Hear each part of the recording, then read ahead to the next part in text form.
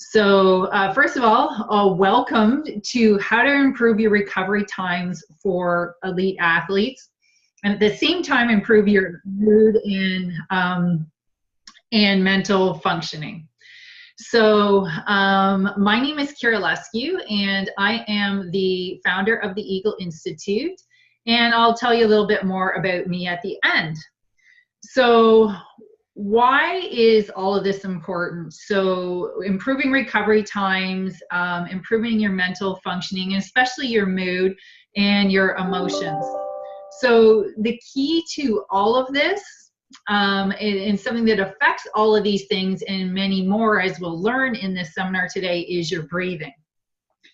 So what happens in your body when you are exerting strenuously, like we do in sport, is that you create a lot of lactic acid in your body. And this lactic acid does a number of things. It slows down the firing of your muscles, and we feel sore from it afterwards when we don't flush it out or when the body's processing. What a lot of people don't know about lactic acid is that it also affects things in us mentally and emotionally. And most specifically, a buildup of lactic acid can cause anxiety, depression, negative thoughts, and even if it goes to the extreme, panic attacks. It also causes the neck and chest to constrict, and which often people, think of as a panic attack. And it also limits the oxygen uptake because of all of those things and a few more. So lactic acid has an impact on athletes and anybody who's got lactic acid buildup physically, mentally, and emotionally. So clearly, as an athlete, these things are undesirable. We want to be as free to perform at as high a level for as long as possible. And we also want to be able to have the energy and the capacity physically, mentally, and emotionally to do other things in our lives besides just sport, even if we're an elite athlete, and that's our main thing. So when the body has lots of lactic acid in it, the automatic response for stress kicks in, which is also known as fight or flight. And when that happens, when the fight or flight syndrome kicks in, a number of other things happen in the body. First of all, our mental abilities drop. The brain starts, the neural networks that normally collect like this in the brain start to contract and pull back. So the nerves don't fire and they don't have as many neural connections. So what does that mean? It means skills that we've already learned, the brain can't process them at the same rate. It also has a more difficult time learning, whether that's something physical or something mental. It also has, it shuts down a lot, or reduces rather, it doesn't shut down entirely, reduces the functioning of non-essential things to the body. So when the body goes into fight or flight, its job is to keep you alive. And our whole body is designed not for optimal performance, whether that be physical, mental, or emotional, but for survival, which means that it's going to limit the risk. So that doesn't always correspond well, and in fact many times it doesn't correspond well with elite performance, and especially in sport. So what happens is that in order to minimize the activation of the fight or flight during or after performance, something has to be done. Now, the fact that we're physically active in most sports will help that. However, we want to speed that up because it can take a long time for that to happen. So we have the recovery that we want to improve from our lactic acid. We also want to reduce the mental and emotional, the anxiety and stress that we experience as athletes as a result of exerting, and minimize the fight or flight response. And why breath and working with breath is so effective and so powerful at doing this is it works on all of those things plus a whole bunch of others. And it works relatively quickly. So breath affects 21 different systems in the body for better or for worse.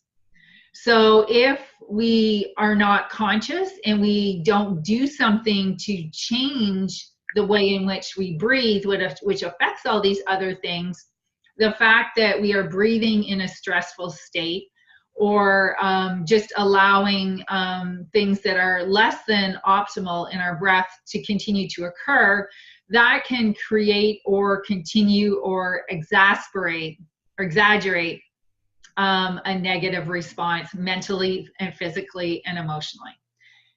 Now, breath, when we work with it consciously, doing correct techniques that are beneficial, does the opposite. It counteracts all of those things, and it can increase significantly our recovery times, the feelings of well-being, which often as an athlete, we can perform when under duress, but it's easier to perform well when you feel good. So it works on the mental and emotional sides as well. Breath affects 21 different systems in the body, for better or for worse. And obviously some of the important ones is by working with it, we can speed the processing of lactic acid back into usable energy, which is glucose. And the right amount of breath in the right way stops that fight or flight response and keeps the areas of the body that can feel like anxiety and strain and even like depression in athletes that train super hard can reduce that, or in some cases even eliminate it for athletes. So it works on a number of different levels. So those are just the things that are sort of specific to what we traditionally think of improving sports performance. But breath affects a lot of other things as well, for better or for worse. A big one is our digestive system. So our diaphragm, which is at the bottom of our lungs, physically pumps our intestines, which makes the stomach and the intestines work, which then leads to proper digestion and proper elimination. So obviously for athletes, we don't want to have a full stomach when we are performing, because that can take blood away from the muscles to use. But we also don't want stuff sitting in our digestive system longer than necessary, because it creates another form of acid in the body, which the body has to work hard to process. So the faster we can eliminate the food out of the body, the less work the body has to do to bring that back to a neutral state or homeostasis.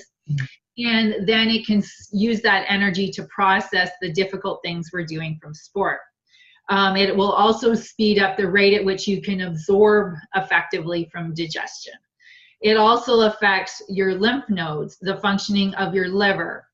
When you breathe correctly and deeply, it massages your liver, it massages your kidneys, it massages your gallbladder. And when you really breathe properly, it massages and affects every single organ that is between your lungs and your diaphragm and your lower abdomen. So it affects a lot of different things. So the body's tendency is, when you get stressed in any way, whether it's physical, mental, or emotional, to contract, to impede the movement of the lower lungs, and to breathe shallowly in the upper chest. So unless you do something about that, the more you breathe in that pattern, the less of the benefit you get of all these things, but it also reinforces it. So what happens when physically the body senses stress, the mind starts to look for things to add to that, especially if the fight or flight gets activated. So we continue to breathe more shallowly. We continue to find things that are threatening. And this could be something as simple as, you know, your coach is giving you a correction on something, you're in fight or flight, so you're perceiving this as a threat or as help. The same can be true if you're on a sport where you work with teammates. If you are activated in that high anxiety, high stress mode, the way you interact with your teammates can be very different. And even if we're in an individual sport, the way we interpret everything in the world around us, the way the athletes are acting, the way the referees or the judges are acting, and what they're saying, what they're communicating us, we're looking at it through a different lens. So this affects so many different things. By doing specific breath techniques that counteract that and start to build the positive, we can create the opposite. So as athletes, many people have heard of athlete's high or flow, and breath can create conditions. It can't make you get there every time, but it can set the conditions for it so that it happens much more easily. Now, I know there's some elite athletes that get to that place very, very easily. There's others that perform at high levels that it only happens occasionally.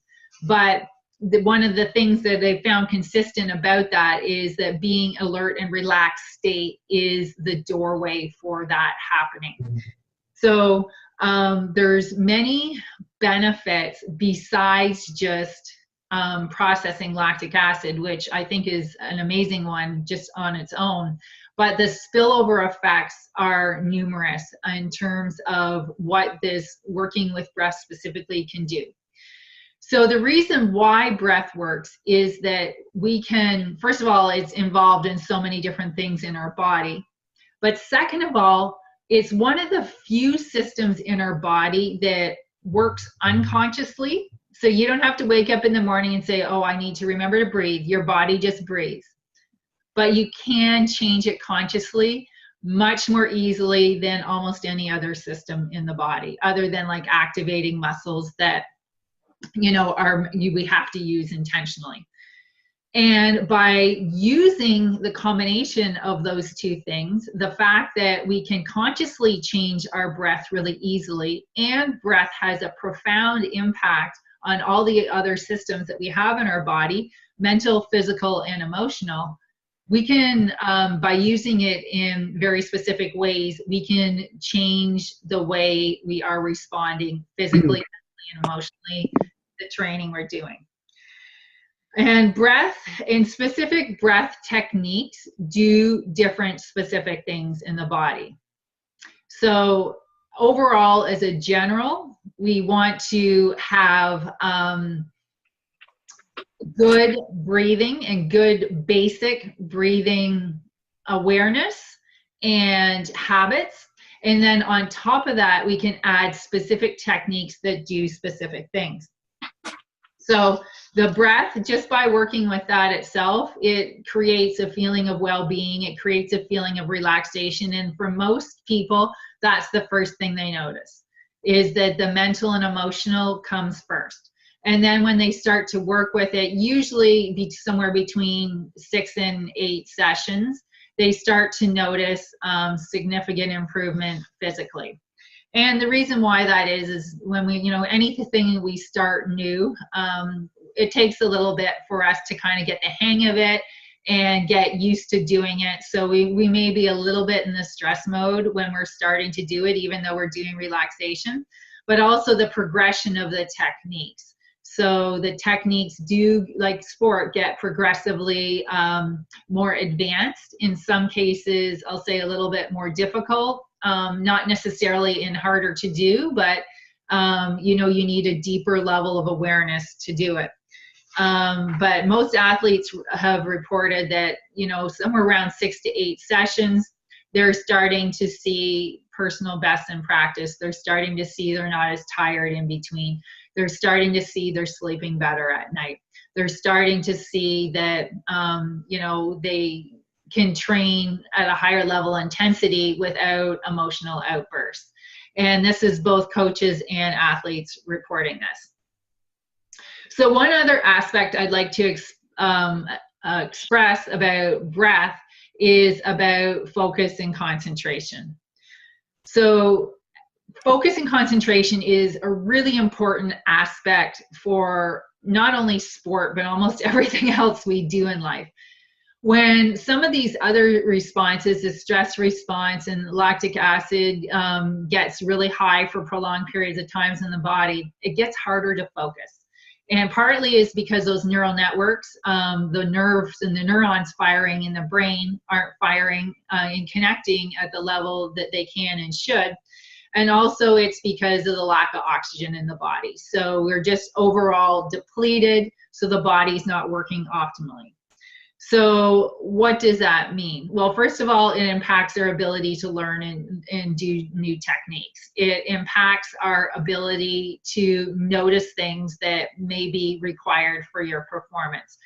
And they may be little subtle things, but we're talking about elite level of sport where in some cases a few millimeters here and a few millimeters there mean the difference between success and failure. So when we work with the breath, it's building our focus and concentration skills in a couple of different ways. First of all, it's working when we are in a relaxed state and the body is in good posture and has good oxygen flow, the neural networks connect more easily. The second thing is just by performing the techniques on a repeated basis, we are increasing focus and concentration skills.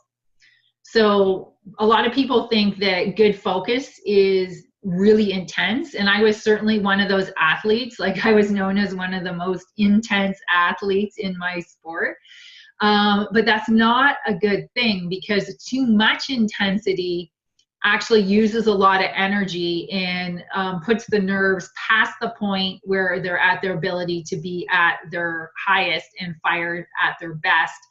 So we're using stuff that we want to be using in sport before we're actually going to perform. So the breath, first of all, when we're doing it in this relaxed state, we're developing our concentration skills in an easier way, but that also spills over into our ability to concentrate, because all the biology and the mental and the emotional, we've worked on it in a state where we are super relaxed. And when we are relaxed, the nervous system in the brain takes things in much more deeply than when we are tense. So all of these things work to help the athletic performance as well as the recovery. So the breath techniques that are in the breath technique program all come from yoga sister science, which is called pranayama. And I love this word. I love just the way it sounds, but its meaning is more than just breath practice. It actually means life force practice, because that's the power of breath, is to be able to direct our life force in different ways. And when we work with the specific breath techniques, we are able to do that. So some of the things, you know, we begin with at a beginner level, working on the basic lung mechanics and lung awareness. And some people are lucky and they can do this well naturally without a lot of help. But what I've seen, even when athletes that are high performance athletes in multiple sports, is that they may know how to breathe at the right time and work that timing into their sport, but they don't necessarily have really good lung mechanics that are going to help their performance. So we go through basic lung mechanics and make sure that each of the different parts of the lungs are activated and working properly. And some of the elite athletes that, you know, I've been working with, when we start working together, when I'm watching them breathe, I know they're breathing, but I'm not seeing a lot of movement. Our lungs are actually, our whole body moves when we breathe deeply, right from our head, even though it's a minute amount, right down to our feet. So when I'm working with some of these elite athletes, when they start, I don't see very much movement. And then usually after a few months working together, I can see every single breath their body is moving and flowing as the lungs move. So that's one of the first things we develop, in addition to working on specific areas of the lungs that help us be more relaxed and to process oxygen and enable that exchange for the lactic acid a lot better. So, and you know, the lungs is a really big part of our body. Like, it's 2/3 of our torso, but it actually goes up into our throat and into our nose as well, because it's all connected. So it's a really big system. We have lungs all the way up to our shoulders. So a lot of times people just have never paid attention to it, so they're not aware of what's going on. So the introductory level techniques go through making sure that all of those systems in those areas of the body are correctly activated. And once that's in place and the proper lung functioning is established, we can work on specific techniques. So in terms of specific techniques, there are hundreds of them and they do specific things. So there are specific techniques that are very calming. There are specific techniques that are very energizing. There are specific techniques that cool the body. There are specific techniques that heat the body. There are specific techniques that are more focused on working on focus. There are some that are really focused on different organs like kidneys and liver and digestion and lymph nodes. And, you know, there's some that are more focused on our mental clarity, and others that are more focused on, you know, different types of processing, working on the exchange of at a minute level. So allowing the body to be really calm so it can return to the state where it can process anything that needs to be eliminated that's impeding performance really effectively. And of course, the other thing that you can do with breath is deep relaxation. And this is something that's often overlooked by athletes. We like, you know, we tend to like the working really hard, but anytime we push something really hard, we need something equal to help us respond and let that work take effect.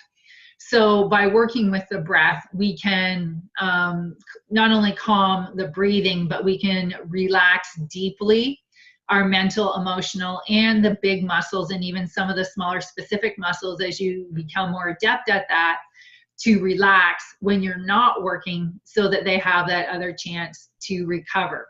So I was talking to one athlete that, you know, was like, well, you know, I don't need recovery that much, and da da da da da da da. And then I was like, okay, you play a sport that has plays.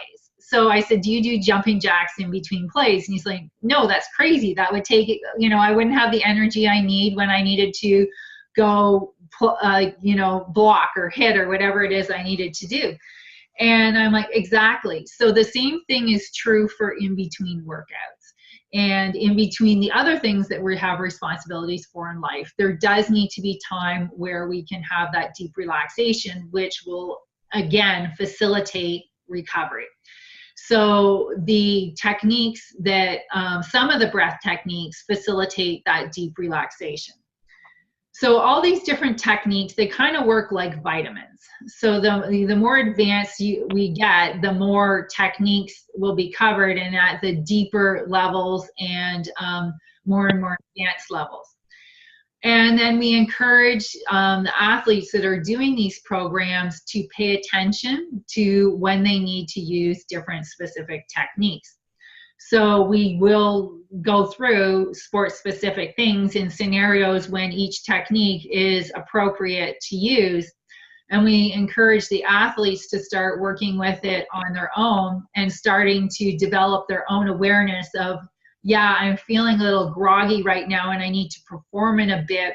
I know this technique that I can do that's going to help me raise my energy level, raise my clarity, and so they can do that technique so that they can perform in the way they want to.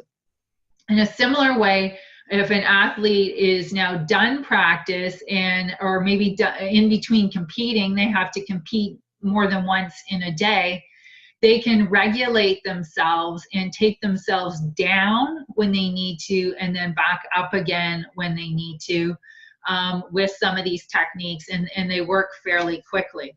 So that's one of the other things that's great about working with breath. These techniques work quickly, excuse me, sometimes in a matter of seconds, sometimes in a matter of minutes. And if someone's really in a stressful situation, they may want to do longer than that. I've certainly done that, had really hard things, and, you know, done a practice, probably pushed myself too hard, did 30, 40 minutes of technique, and then I was ready to go the next day instead of being burnt out for 3 or 4 days. So that is what's possible when you do practice this a lot. So there's many other things and many other techniques that can do specific things, like help with digestion or help with liver processing. But the techniques will all do that to a certain extent, just with the deep breathing. So in order to take advantage of this, it's really important to have basic lung functioning.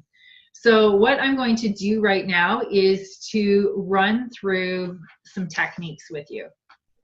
So again, these are very basic techniques, but it's really important. If we don't have the basics right, we can't layer on the more advanced stuff, because with breath, it goes so quickly to your nervous system.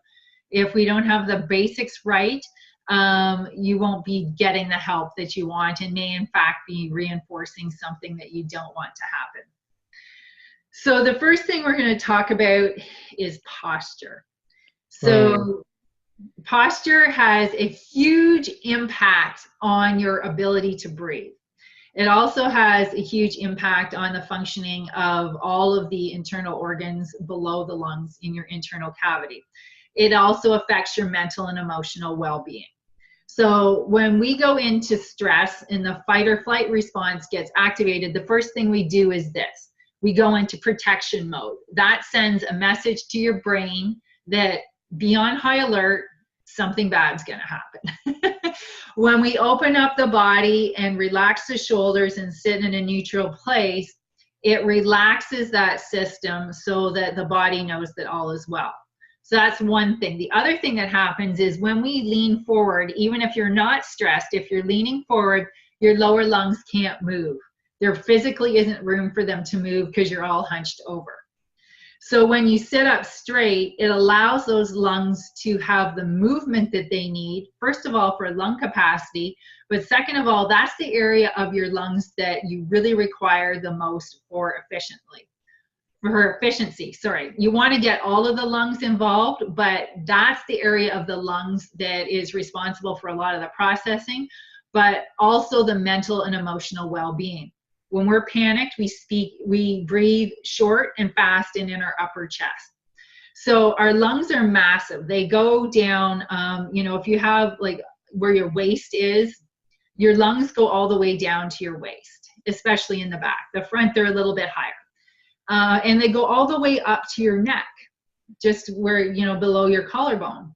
So they're a really big organ in the body. And if they don't have room to move properly, and we want to get all the areas moving. So posture is required for that to happen. So for any of these techniques, and if you can't practice this right now, I will be making this recording available so you can go back and listen to it when you have the opportunity to sit properly. You can do these techniques sitting, standing, or lying down. Athletes that do them lying down often find, if they're not used to being laying down and relaxed, that they'll fall asleep. So I don't recommend that for beginners unless you do a sport where you spend a lot of time horizontal.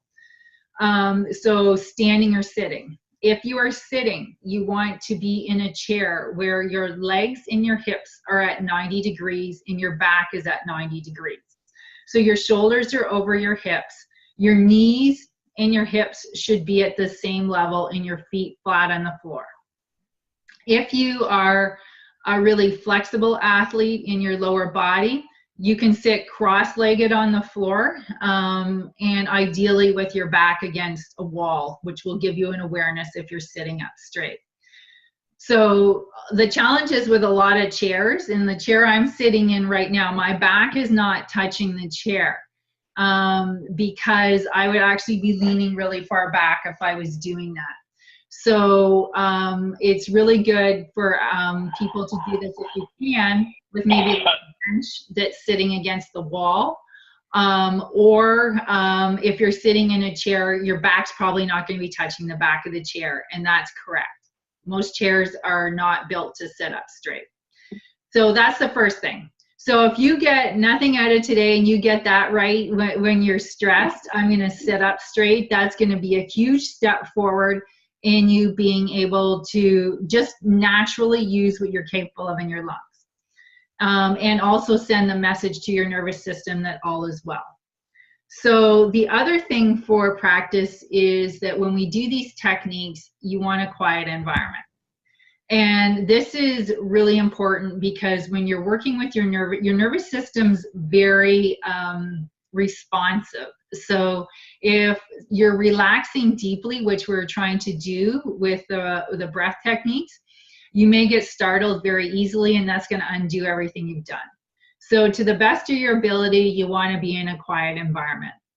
Athletes that get better at this can do it in noisy environments, such as at a competition, but they just need to create some awareness that they don't want to be startled by anything that's going on. So, you know, just be aware of the way you're doing it.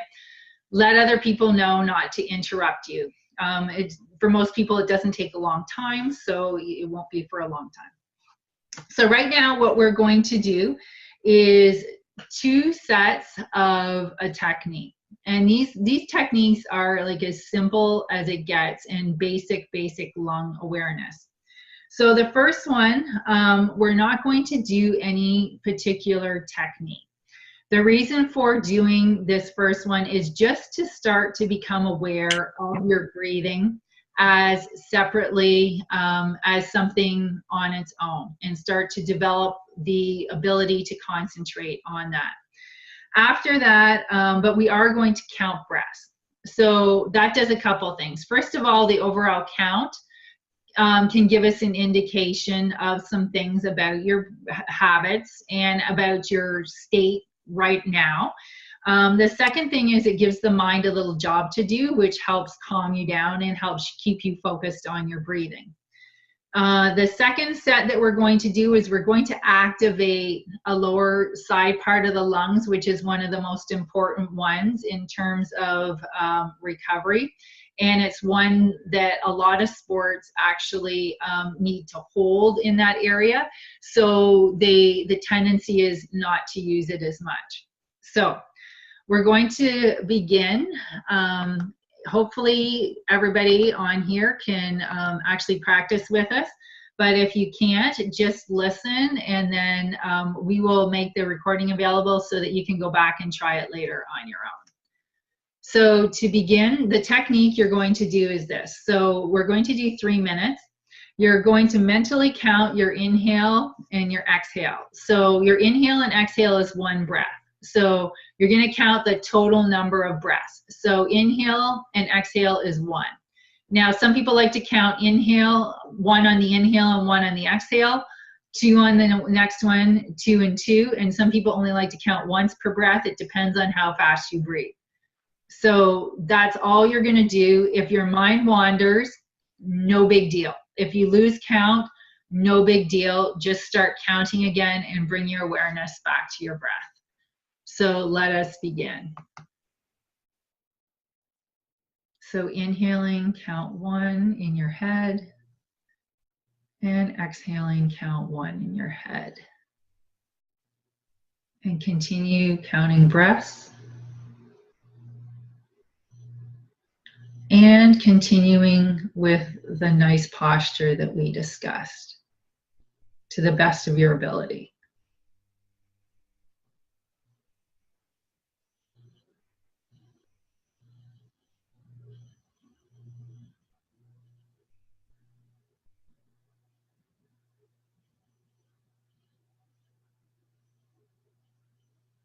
And you may find that as you are breathing, your body starts to move or starts to adjust. let that happen.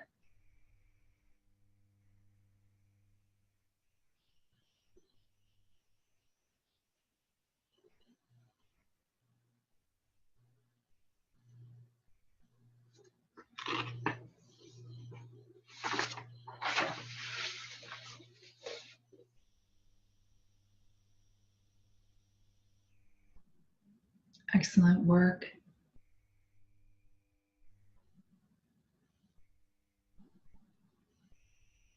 Continuing to count and breathe.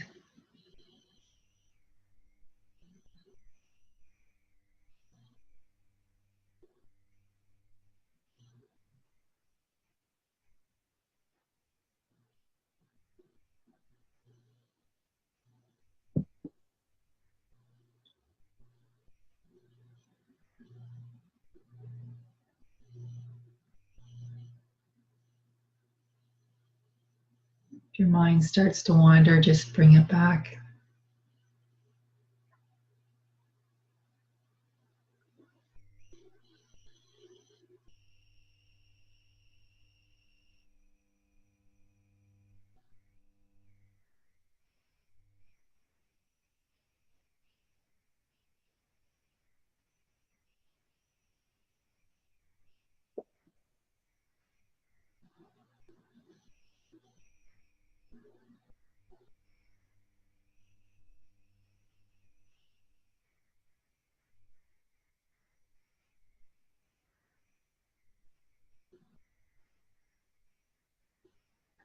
Excellent work.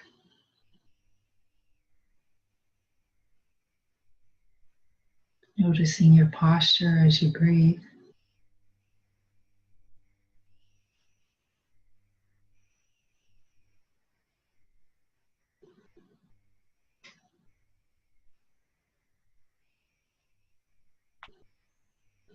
And then finishing with an exhale and bringing your awareness back to the room.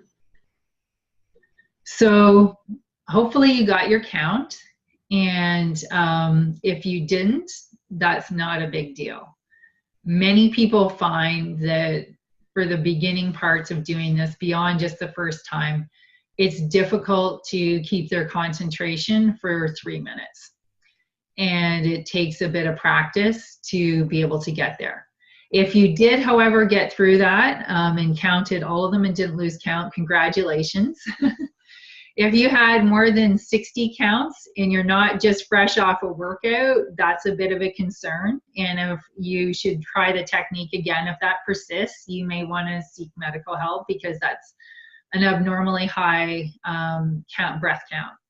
If you're between 45 and 60 and you're not fresh off a workout, that's higher than average. There's certainly room for improvement there.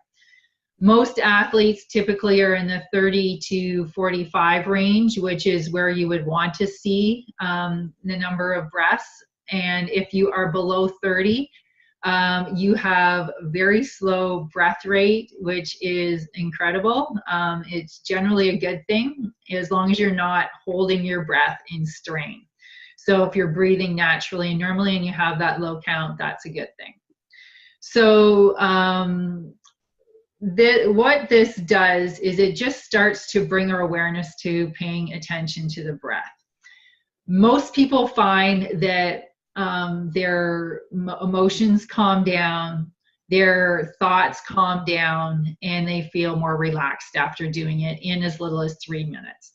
Most people also report, I've done this with lots of groups, usually 80% of the people or more report that their mood improves as well. And that's only 3 minutes. So the next thing we're going to do is to specifically activate, and I'm going to stand up to show you this, is this part of the lungs right here. So my diaphragm, the bottom of my lungs is at the front here. These are my side ribs, which is just above the waist. And you can even put your hands right on your waist. And you're going to put your hands parallel to the floor with your thumbs in the inside of your finger on the side. Now, for some people, that might be a little bit tiring, so try and relax your arms as you do this and relax your shoulders. You don't want your shoulders tensed up. So relax the shoulders down and then keep the hands parallel to the floor on those bottom ribs. So you should be able to feel with your thumb and your index finger where that rib is. So what that does is it bypasses your thinking brain so that those parts of the lungs get activated by physical touch. So you don't have to think to breathe there more. It creates an automatic response that stimulates breath. And that's true with any part of your lungs. Like if you put your hands on any part of your lungs where you want to increase the breath, you don't have to think about doing it, it just happens. So, oh, excuse me, sorry, I'm getting a little sneeze. So we're going to do 3 minutes with the hands on that side part, and we're going to do the count again. So let's begin. Get yourself into some good posture, sitting up straight, hands on those lower ribs, and begin counting your breath. Inhale 1, exhale 1. Inhale 2, exhale 2. Pay attention. You don't have to try and breathe in your side ribs, in your lower lungs, but just pay attention to them. And continue to count. And you don't have to try to slow your breath down. You don't have to try to make it different. Just breathe normally and naturally.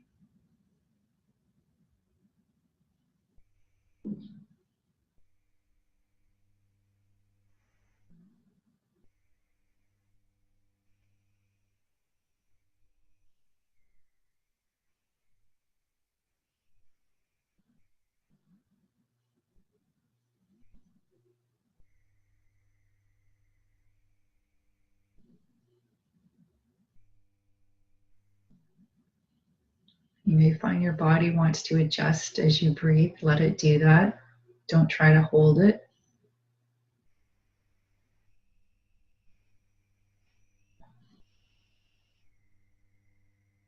But do try to maintain the posture.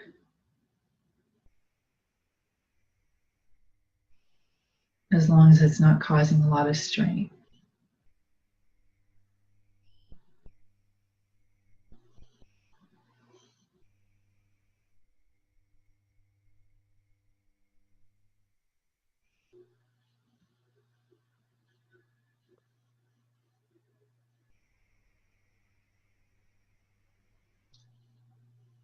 Excellent work.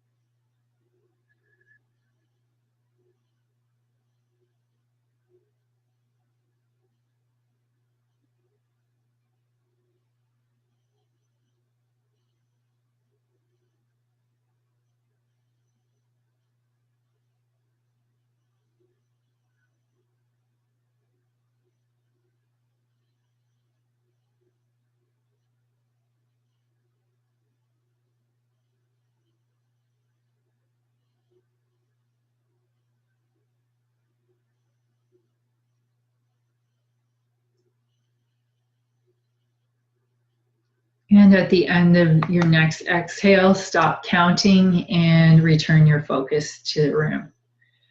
So just for your own purposes, I won't ask you to put it out on the call, but just for your own purposes, just notice how you feel right now as compared to before you started. And notice, you know, mentally how you feel, but also how your body feels. Some typical responses I hear from people is that, oh my gosh, I feel really tired right now, especially in the beginning stages. If that happens, that's normal. If you need to go and do something after this, you know, rub your hands together and just take a little brisk walk around, you'll return back to normal. If you do feel really tired after doing this, your body's not used to being relaxed and alert at the same time. And as you start to practice the techniques more and more, you will see that that begins to happen. Some people are so stimulated that the only time they even get even close to relaxation is when they're going to sleep. So as soon as you get any relaxation at all, the body, first of all of the becomes tired because it doesn't have all the adrenaline in it anymore. And then second of all, the only time it's relaxed is when it sleeps. So it thinks, oh, I'm relaxed, it's time to go to sleep. But over time, you can develop so that you can be both relaxed and very alert at the same time without causing a lot of fatigue. So these techniques, as I said, are very introductory. As we go through the introductory course, we work with all the different parts of the lungs to make sure that they're moving and they're activated. We also start to do a little bit of work on some specific techniques, mostly alternate nostril breath, which breathing in each of the different nostrils actually does different things in your body. One nostril's heating, one nostril's cooling, one is stimulating, and one is calming. And when they're balanced, we can be both stimulated and calm at the same time. So in the beginner series, or the introductory series, we cover all of those things. The classes we teach are normally 20 minutes long, either 3 or 4 times a week, depending on the level that the athlete is at, and they are progressive. So we go through, as I said, the awareness of the activation, and then we start into specific techniques that create specific effects that help reduce the amount of lactic acid in the body as quickly as possible, as well as give other benefits, including mental and emotional, and helping a lot of the other performance of the body to perform at its highest so that it can recover, such as, you know, improving liver function and stuff like that. So we are offering a 6-session trial program starting next week on Monday. The target time is 7:30 to 7:50 p.m. and that will be Monday, Tuesday, and Thursday evening. And the first session will be 30 minutes because we'll cover, you know, some of the stuff about, you know, how to practice correctly to get the most out of it. And after that, the sessions will be 20 minutes. But we do stay on to answer answer questions. So very often people, you know, want to ask about, you know, something you're experiencing or what happens if I do this or do that. We love answering questions for people because we love that they're thinking about it, but they may only apply to some people. So we make it optional so you can get it done in 20 minutes. We also do custom times for private sessions or for groups. So if you are an athlete that has a really tight schedule, you can't make the times, you can set that up for yourself. We do that. We also do like 1, 2, 3 or entire teams that want it to fit a certain way into their training schedule. So all the sessions are delivered over Zoom, just the way we did now. Now today's session, because it was being recorded, we didn't have interaction within the teaching part, but normally we do that. We would encourage asking questions and stuff like that. But I will give you time at the end to ask your questions, so don't worry. And all the teachers that are teaching this have minimum 3,000 hours of pranayama practice and are certified advanced yoga teachers in multiple disciplines and have been doing breath practice for a long time. I have designed all the programs. I'm a former elite athlete myself and newly returned masters swimmer. So I've previously broken multiple Canadian records and had multiple world rankings. And I have more than 9,000 hours of yoga and meditation training. And I developed these techniques specifically to help recovery time. So they're not identical to something that you would learn other places where you take pranayama. This is all very specific to athletes and sports. So if you want to do the 2-week trial, it's Monday, Tuesday, Thursday, again at 7:30 p.m. And we're happy to do custom times and programs for athletes. Our 6-session trial is, we've reduced the price on it because we made it shorter, $39 plus HST. And if you want to discuss anything with me or get yourself signed up, my email address is kira@theeagleinstitute.com, and my phone number is 647-228-9832. So if you want to have any further discussion about this. Well, thank you so much for joining us today. I look forward to, you know, whether or not you decide to go forward with this. I look forward to hearing feedback from you. And as I said, we will be sharing this video with a lot of other coaches and athletes that weren't able to make it today. And I look forward to hearing from you and working with you in the future. So I'm going to sign off now and have a beautiful day today.